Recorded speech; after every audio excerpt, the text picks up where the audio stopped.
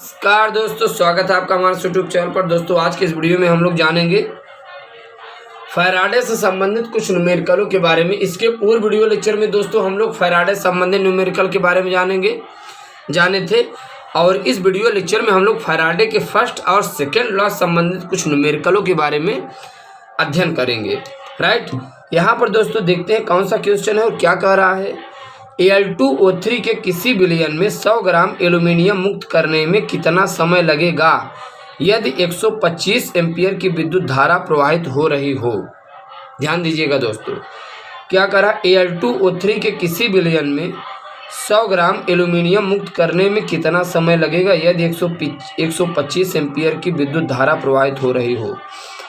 यानी दोस्तों Al2O3 किसी विलयन में 100 ग्राम एल्यूमिनियम मुक्त करना है, यानी W का मान दोस्तों कितना है, 100 ग्राम है।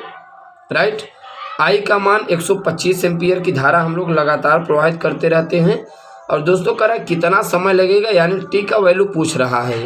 राइट, यानी T का वैल्यू दोस्तों निकालना है। सबसे पहले दोस्तों एल्यूमिनियम का इक्विवेलेंट मास निकाल लीजिए। एल्यूमिनियम का परमाणु भार 27 होता है, संयोजकता 3 होता है, 27/3 = 9 आएगा।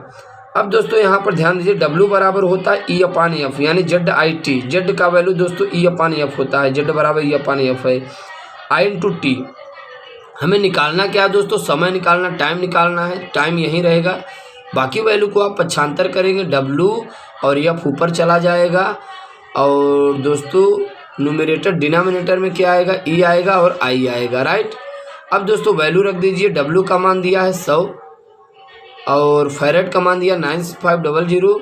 इक्विवेलेंट मास दोस्तों कितना निकल के आया है, 9 निकल के आया है। एम्पियर दोस्तों धारा कितना है, 125। राइट, अब दोस्तों यहाँ पे आप डिवाइड करते हैं तो लगभग कितना वैल्यू आता है दोस्तों, यहाँ पे आप देख पा रहे हैं पूरा का पूरा जो वैल्यू है वो निकल के आ रहा है इतना, यानी इतने में जब डिवाइड करते हैं दोस्तों 8577.77 सेकेंड आ रहा है। राइट दोस्तों, इस प्रकार से हम लोग फैराडे के फर्स्ट लॉ के क्वेश्चनों के बारे में सीख पा रहे हैं। अब यहाँ पर दोस्तों देखते हैं 7वां नंबर के क्वेश्चन क्या कर रहा है। कह रहा है एक तत्व का विद्युत रासायनिक तुल्यांक कितना दिया है दोस्तों, 1.12 × 10⁻³ यानी 10 × 10⁻³ हो। 10 दोस्तों क्या है, -3 है, यहाँ पर दिया है Z विद्युत रासायनिक तुल्यांक 1.12 × 10⁻³ राइट, ग्राम पर कूलाम है। तो कह रहा है तुल्यांकी भार क्या होगा। तो दोस्तों ये बताइए, तुल्यांकी भार विद्युत रासायनिक तुल्यांक दिया है, इक्विवेलेंट मास निकालना है तो Z = होता है E/F। Z का वैल्यू मालूम है, E का वैल्यू मालूम है, 3 मल्टीप्लाई कर दीजिए, इक्वल टू हो जाएगा Z × F। Z का वैल्यू रखिए, F का वैल्यू रखिए, 108 ग्राम आएगा। राइट, अब दोस्तों यहाँ पर हम लोग सेकंड क्वेश्चनों के बारे में देखते हैं क्या कह रहा है। यदि सिल्वर का तुल्यांकी भार दोस्तों 108 है तो उसका विद्युत रासायनिक तुल्यांक ग्राम पर कूलाम में होगा। दोस्तों सिल्वर का तुल्यांकी भार तो 108 दे दिया है, फिर कह रहा है उसके विद्युत रासायनिक तुल्यांक की आप गणना करके बताएं। ये चीज़ जरा आप ध्यान दीजिएगा, तुल्यांकी भार दिया 108 तो विद्युत रासायनिक तुल्यांक निकालना है तो Z = E/F। दोस्तों यहाँ पे आप लोग देख पा रहे हैं E का वैल्यू दोस्तों कितना है, तुल्यांकी भार कितना, 108, F डिवाइड करेंगे दोस्तों लगभग निकल के आएगा 1.12 × 10⁻³ राइट। अब यहाँ पर दोस्तों नेक्स्ट क्वेश्चन के बारे में हम लोग जिक्र करें तो देखते हैं क्या कहता है। ये दोस्तों कह रहा है एक रजत वोल्टामीटर में विद्युत धारा प्रवाहित करने पर 11.2 ग्राम सिल्वर मुक्त हुई है। राइट, एक रजत वोल्टामीटर में विद्युत धारा प्रवाहित करने पर 11.2 ग्राम सिल्वर मुक्त हुई है, यानी W मुक्त हुई है। यदि चांदी का विद्युत रासायनिक तुल्यांक कितना हो, यानी 1.12 × 10⁻³ ग्राम पर कूलाम, तो काम में आई विद्युत धारा की मात्रा बताइए, यानी I का वैल्यू दोस्तों पूछ रहा है। W बराबर दिया 11.2 ग्राम, यहाँ पर है। विद्युत रासायनिक तुल्यांक भी दिया है 1.12 × 10⁻³ ग्राम पर कूलाम। W बराबर दोस्तों क्या होता है, ZIT। राइट, तो यहाँ पे दोस्तों आप जानते हैं I बराबर हो जाएगा, पक्षांतर करेंगे W/ जेड इंटू टी। आई बराबर डब्ल्यू का वैल्यू रखो और यहाँ पे जेड का वैल्यू दोस्तों कितना 1.12 × 10⁻³ और दोस्तों यहाँ पे समय कुछ नहीं है तो 1 मान लेंगे। लगभग कई दाएं सैकड़ा हजार 10,000 लाख इतना कूलम आता है, राइट। अब दोस्तों हम लोग सेकेंड क्वेश्चन के बारे में जिक्र करते हैं, जो कि बड़ा इंटरेस्टिंग क्वेश्चन दिखाई दे रहा है। यहाँ पे दोस्तों ये कह रहा है ऑक्सीजन का परमाणु भार 16 है, ऑक्सीजन का विद्युत रासायनिक तुल्यांक की गणना करो। यानी दोस्तों ऑक्सीजन का जो परमाणु भार है वो 16 है और कह रहा है ऑक्सीजन के विद्युत रासायनिक तुल्यांक यानी जेड की गणना करना है, जेड की गणना करना है। परमाणु भार 16 है तो इक्विवेलेंट मास निकालिए दोस्तों। ऑक्सीजन परमाणु भार 16 है, संयोजकता ऑक्सीजन का 2 होता है, बराबर इक्विवेलेंट मास कितना है 8। तो विद्युत रासायनिक तुल्यांक बराबर दोस्तों क्या हो जाएगा 8/96500। तो दोस्तों लगभग ये आता है 0.08 × 10⁻³ अब यहाँ पर दोस्तों हम लोग देखते हैं ये नंबर का क्वेश्चन क्या क्या कह रहा है। ये दोस्तों कह रहा है 0.1 मोल इलेक्ट्रॉन पर विद्युत आवेश होगा।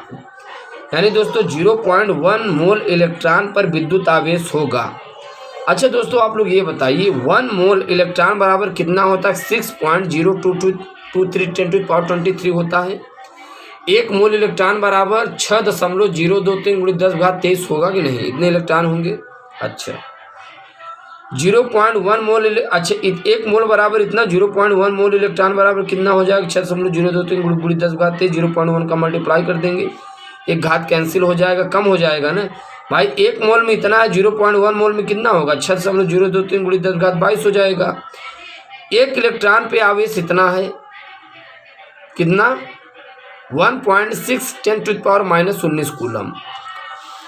तो 0.1 मोल इलेक्ट्रॉन पे आवेश पूछ रहा है, 0.1 मोल बराबर इलेक्ट्रॉन इतना होता है। इतने में दोस्तों इतने का मल्टीप्लाई कर दीजिए। यहाँ पर देखिए यहाँ पे मल्टीप्लाई हुआ 6.023 × 10⁻22 गुणित 1.6 × 10⁻−19। जब आप मल्टीप्लाई करेंगे लगभग इतना आंसर आएगा, राइट। अब दोस्तों हम लोग जानते हैं फैराडे के सेकेंड लॉ के क्वेश्चनों के बारे में। अब दोस्तों हम लोग जानेंगे फैराडे के सेकेंड लॉ के क्वेश्चनों के बारे में। यहाँ पर ध्यान दीजिएगा दोस्तों क्या कह रहा है, कापर सल्फेट तथा सिल्वर नाइट्रेट, कापर सल्फेट तथा सिल्वर नाइट्रेट विलयनों में समान विद्युत धारा समान समय तक प्रवाहित करने पर, ध्यान दीजिएगा कापर सल्फेट यानी कि दोस्तों 2 विलयन होता है, कापर सल्फेट और सिल्वर नाइट्रेट 2 विलयन है, कापर सल्फेट सिल्वर नाइट्रेट के विलयनों में समान विद्युत धारा समान समय तक प्रवाहित करने पर 108 ग्राम सिल्वर मुक्त हुई। यदि सिल्वर का तुल्यांकी भार 108 है तो कापर 31.8 ग्राम मुक्त हुए। कापर का परमाणु भार यानी कापर का भार दोस्तों निकालना है और आप देख पा रहे हैं WAG है, यानी W की मात्रा कितनी है, AG की दोस्तों मात्रा कितनी है और AG का तुल्यांकी भार कितना है, CU का दोस्तों भार कितना है, CU का इक्विवेलेंट मास कितना है। तो दोस्तों यहाँ पे आप देख पा रहे हैं AG का भार कितना 1.08 है और CU का भार कितना है, यही हमें निकालना है। यहाँ पे आप देख पा रहे हैं कापर का यहाँ पे आप देख पा रहे तुल्यांकी भार दे दिया 31.8 हो तो मुक्त हुए कापर का भार क्या होगा, यानी CU का दोस्तों हम लोग भार निकालना है, राइट। CU का भार क्या करना निकालना है और इक्वल टू AG का भार कितना है 108, AG का दोस्तों इक्विवेलेंट मास कितना 108 बटे CU का इक्विवेलेंट मास 31.8। तो दोस्तों इसका आप तिर्यक मल्टीप्लाई करेंगे तो आएगा WCU × 108 इक्वल टू 108 31.8, राइट। दोस्तों जब आप इसे पक्षांतर करते हैं तो आता है 108 गुणे 31.8 बटे 108। तो जब आप दोस्तों इसे डिवाइड करते 0.31 ग्राम आता है, राइट। अब दोस्तों यहाँ पर देखते हैं सेकंड नंबर क्वेश्चन क्या कहता है, फैराडे के सेकंड लॉ पे आधारित है। दोस्तों ये कहता है धातु यम के लवण के विलयन में से तथा जड़ीयन SO4 विलयन में से समान विद्युत धारा प्रवाहित की जाए।